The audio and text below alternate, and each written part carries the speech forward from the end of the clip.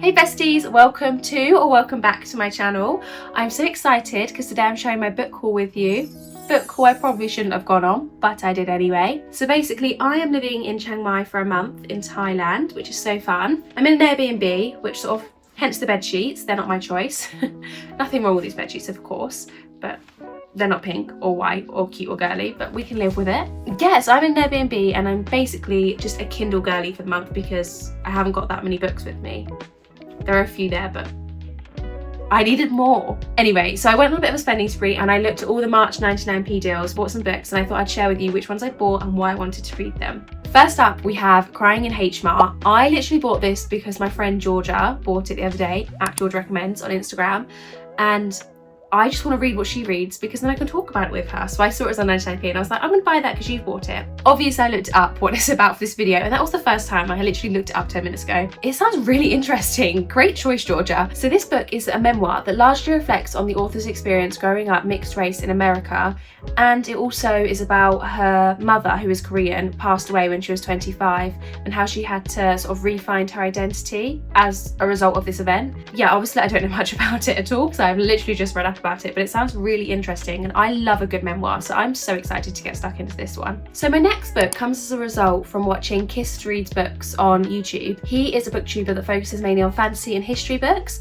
and I basically ended up binge watching all of his videos, and it made me just realise that I haven't read a history book in so long, and I love history. I was such a history nerd at school and I was just like, why don't I read history anymore? Anyway, so when I saw a history book that sounds interesting on 99p on the March Kindle deals, I just had to buy it. And the book I ended up getting was Witchcraft, A History in 13 Trials, and it follows different trials from the medieval times up to the present day. And yeah, I just think it sounds really intriguing, and I think witchcraft and witch trials is something I would like to know more about, something I definitely didn't study enough at school or university, so yeah, I'm excited to read this one. Our next book is The Crimson Moth, or The Heartless Hunter. Why it's been published under two different names in the UK and America, I have no idea. I'm currently in Thailand, so I'm not sure what I meant to be calling it, but on my Kindle, which is a UK Kindle, it is called The Crimson Moth. I basically bought this book because I've seen so many good things. Everyone that I've seen who has read this book has rated it 5 stars or very highly.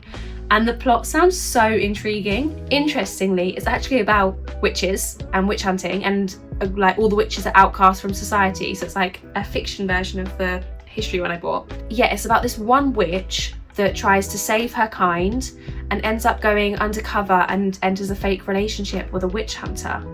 And it's an enemies to lovers book. So we can kind of guess where that's going. I just think that sounds so good. I'm sold on that plot. I've got very high expectations and I'm trying to calm myself down because I'm I don't want it to be one of those things where I get so hyped up for the book and then I set my expectations too high. So I'm just trying to stay level about it, but that book sounds like a bit of me. So the next book I bought was The Rhythmatist by Brandon Sanderson, and I have yet to ever read a Brandon Sanderson novel, which is crazy because I know how much he's loved and he is one of the biggest fantasy authors there is. So I want to read him. I thought this novel would be a really good starting point because he has many books, and a lot of them are set in the cosy, which is this whole universe where there's 5 series, but they're all interconnected in this overarching theme. But I feel to read one of those books, I'm going to feel committed to reading every single book in that universe, which is stupid, I know, but it's just the way I function. If I start something, I have to finish it. So I thought The Rhythmatist, which is a completely separate series, would be a really good place to start to check if I like his writing style or not. I think this series has 3 books in it, so I can just read these, see if I like it, and then if I do, I can then enter the world of the cosy. This book is basically about a boy who wants to become a rhythmatist, which is basically a magical being that fights monsters. I think they were called chalklings, which sounds like the fairy series on Netflix. What's it called? The Winx Saga. It sounds like the monsters from that. That's what I'm picturing in my head. But yeah, anyway, they learn to fight the chalklings, and he really wants to do that, but he is not allowed to become a rhythmatist because it's quite an elitist society. And anyway, his father works at the academy where they're all trained, and somehow there's a link there. I don't know. That's the point in reading the book, I guess.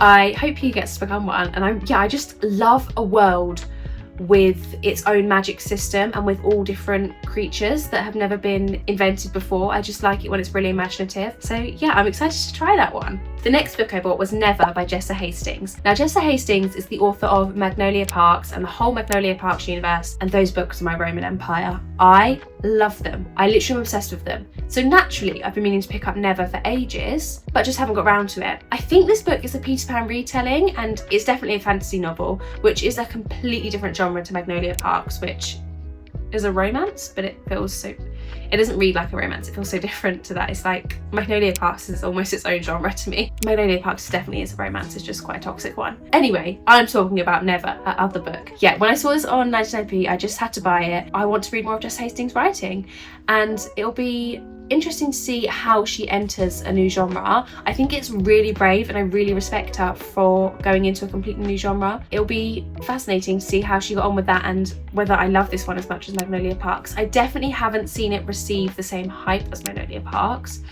but the first Magnolia Parks book, this feels like poison coming out of my mouth, but it isn't that great. Like, it was still a 5-star read, but the first Magnolia Parks book I love so much more now, having read the whole series. Like, you needed to get into that world. That book really introduced you to that world, which is why the second and third books were so outstanding. Maybe this book will receive its hype once the series is continued. I'm rambling, let's move on. This next book I literally bought because my boyfriend does not stop going on about it. So when I saw it was on 99p, I was like, perfect timing. It's called Abroad in Japan. This book is a memoir by Chris Broad, who is a YouTuber who has moved to Japan 10 years ago, and it just documents his experience of living in Japan for 10 years. This book feels really relevant to me because I've made the decision to live in Asia for the foreseeable future, which is very exciting, but also it's quite daunting knowing you're going to be away from home for so long and away from family and going to have to fully transition into a new culture. So I feel like this book hopefully will actually help me in a way.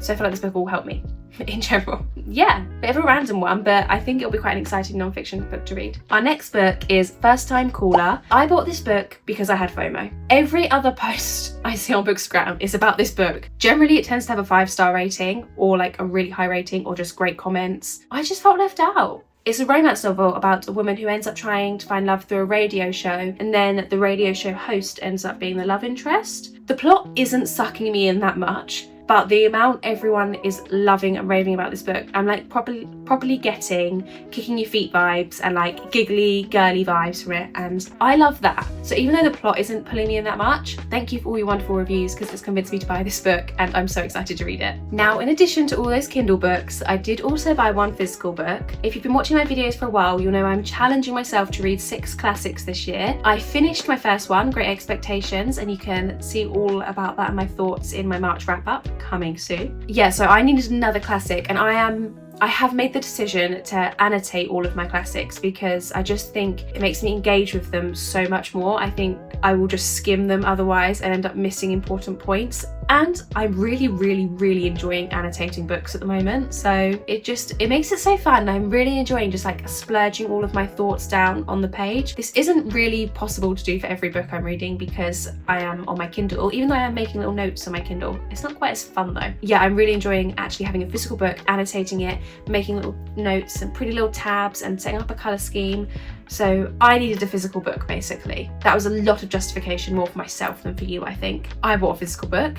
It was this one, Thomas Hardy, Far from the Madding Crowd. Honestly, I just went in there like, I'm going to buy a classic, I'm going to read the back of a few, and I'm going to see which one draws me in. And it was this one. And it's basically about one woman who has 3 suitors, and it's about all of her relationships with the different men.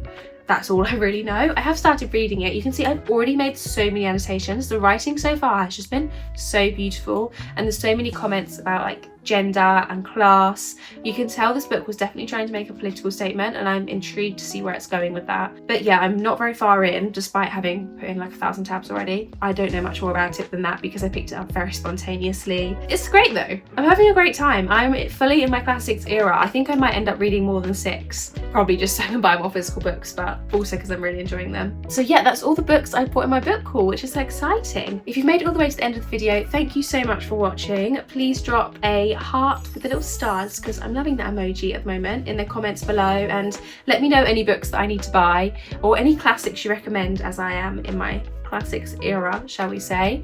Don't forget to like and subscribe. I'll see you in the next one. Bye besties.